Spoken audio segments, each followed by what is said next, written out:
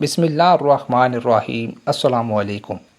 حضرت عمر فاروق رضی اللہ تعالیٰ عنہ تقویٰ کے شیدائی تھے، یہاں تک کہ جن چیزوں کے لینے میں حق بجانب ہوتے اسے بھی لینے میں کافی احتیاط برتتے تھے۔ ایک دن آپ رضی اللہ تعالیٰ عنہ بیمار ہوئے۔ لوگوں نے بتایا کہ شہد کو بطور دوا استعمال کیجیے، مفید ہوگا۔ اتفاق سے اس وقت بیت المال میں شہد موجود تھا جو بعض مفتوحہ ممالک سے آیا ہوا تھا، لیکن معالجین کے مشورے کے مطابق آپ رضی اللہ تعالیٰ عنہ نے اس وقت تک شہد استعمال نہ کیا جب تک کہ لوگوں کو جمع نہیں کر لیا۔ پھر آپ رضی اللہ تعالیٰ عنہ منبر پر تشریف لے گئے اور لوگوں سے اجازت مانگی کہ اگر آپ لوگ مجھے اجازت دیں تو شہد استعمال کر لوں، ورنہ وہ میرے لیے حرام ہے۔ لوگ آپ رضی اللہ تعالیٰ عنہ کی یہ بات سن کر رو پڑے اور سب نے آپ کو اجازت دے دی۔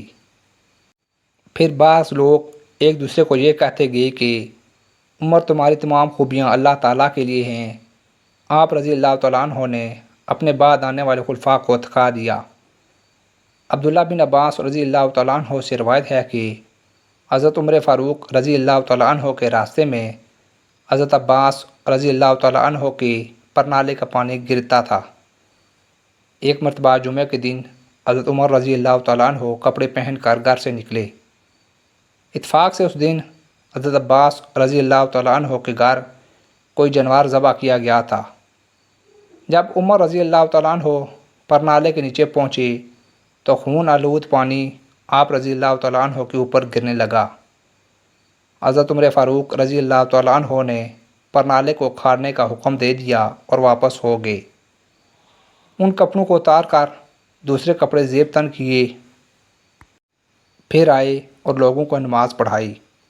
حضرت عباس رضی اللہ تعالیٰ عنہ حضرت عمر بن خطاب رضی اللہ تعالیٰ عنہ کے پاس آئے اور کہا، اللہ کی قسم وہ پرنالہ اسی جگہ لگا تھا جہاں اسے اللہ کے رسول صلی اللہ علیہ وآلہ وسلم نے لگایا تھا۔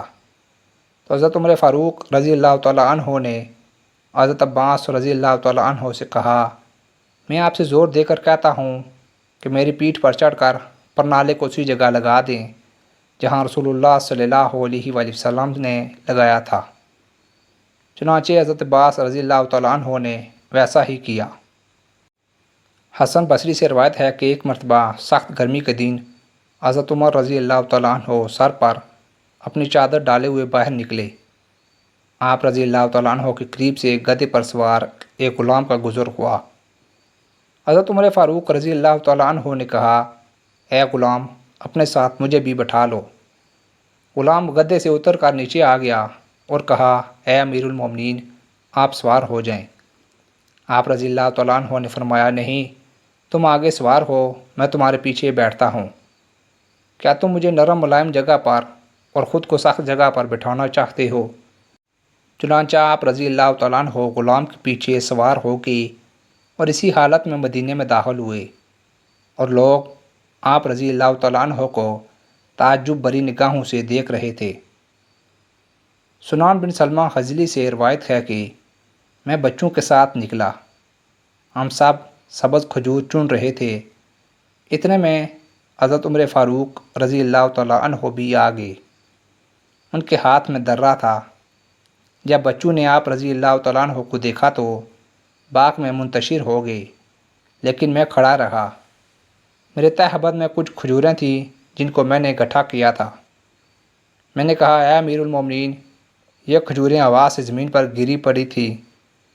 آپ رضی اللہ تعالیٰ عنہ نے میرے تہبند کی کھجوروں کو دیکھا لیکن مجھے نہیں مارا۔ میں نے کہا، اے امیر المومنین، اور بھی بچے ہیں جنہیں میں دیکھ رہا ہوں، ابھی وہ لوگ مجھ سے ان کھجوروں کو چھین لیں گے۔